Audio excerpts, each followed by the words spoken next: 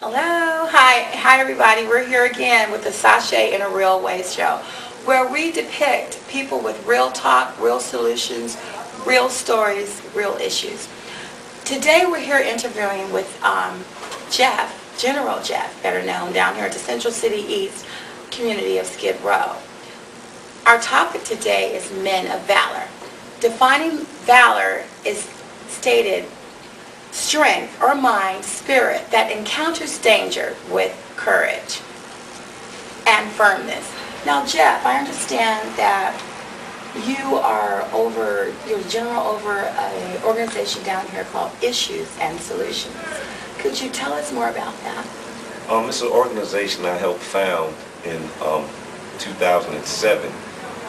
There was a lack of adequate support for the Skid Row community. And so a lot of people in regards to being affiliated with the existing organizations only focus on the issues. And I'm a solutions-based type of a thinker. And so I thought, matter of fact, that would be the perfect name for the organization, to be Issues and Solutions, because we're a solutions-based organization that can help come up with the solutions that are needed in the Skid Row area. Okay. Recently, I know that you have been voted in to be on the board of directors as the resident director of Central City East, better known as Skid Row. How is that down here working for the downtown Los Angeles Neighborhood Council on the board of directors? How was that? It's interesting because it actually is an introduction to government and politics. Is something that I never had any type of interest in all my life. And the fact that, like I say, I'm all about if an issue comes up, get the solution, get it done, it's fine. And so because of my track record that I already established in the community, when it came time for the elections, I thought, a lot of people were encouraging me to run. And so I thought, well, this would be interesting. Let me see what would happen. And then I was blessed to have and very fortunate to have the support of the Skid Row community. And the folks came out and voted for me.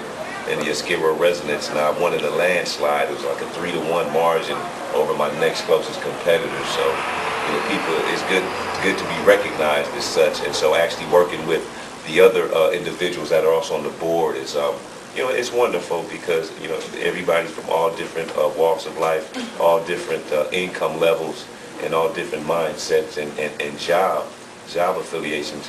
It allows me to rub elbows with a lot of movers and shakers and decision makers, and puts me gives me a certain amount of respect that I wouldn't have had I not had that title of being on the board of directors. The first, there's so many issues that Skid Row has, and I'm committed to solving all of them and addressing all of them, from the small ones to the big ones. There's not enough acknowledgement for the women and children on Skid Row, and that's something I've been adamant about and adamantly going after and addressing that issue, into where Downtown News we've done some collaboration. They put articles in their local newspaper, and just sending out email blast, what they call e-blast, out to is anybody that'll listen, because I have a big email chain that I just distribute information any and all. They just saturate and flood everybody's computers with Skid Row issues. Okay. And just to keep the communication going, keep their thoughts on Skid Row, to let them know there's a new mindset to Skid Row. We're establishing a community down here, and it's nothing but a lot of positive seeds being planted down here, and it's all those old school stereotypical thoughts and feelings about Skid Row, those are over. And so now the issue of homelessness on Skid Row is now a business. And so me being a grassroots organization, is up to me, and me being a resident director, I have to act on behalf of my constituents to address that issue of why all the money is going towards office staffing, administrative costs, and it's not trickling down to the actual people who the funding is supposed to actually be for. I'm very upset and disappointed about that. And so now with so many other, us encouraging so many other organizations to address the same issues and speak up, and we have a new voice, collective voice of the Skid Row community, that now we're now a credible threat to those missions and so-called social service providers because we actually are the ones that are providing the service that the people can feel.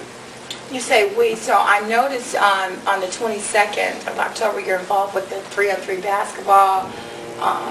You're also involved with USEP and the downtown. I see you coming down even to feed those that are involved with social clubs here and activist clubs. Stay exactly where you're at. Recorded in any way, shape, or form is of immediate, immense value, and you may not be able to recognize that at this moment, but eventually, one day it will be worth millions of dollars, and you will be forever grateful that you did not push the stop button. That's it. Sashae the real way. You're General Jeff when it's downtime. Also, I noticed how you come in at the photo club on Tuesdays down here at downtown Los Angeles. It's orchestrated by Michael Blaze. Excuse me with the arms. He comes in with food with information. That's what I feel that Skid Row is somewhat starving of, information and education. Tell us about how you're not just a person who talks about things, you're really involved with organizations down here. USEP, LA Can, 3-on-3 basketball. Sure. There's a lot of complexity to that, but I can follow.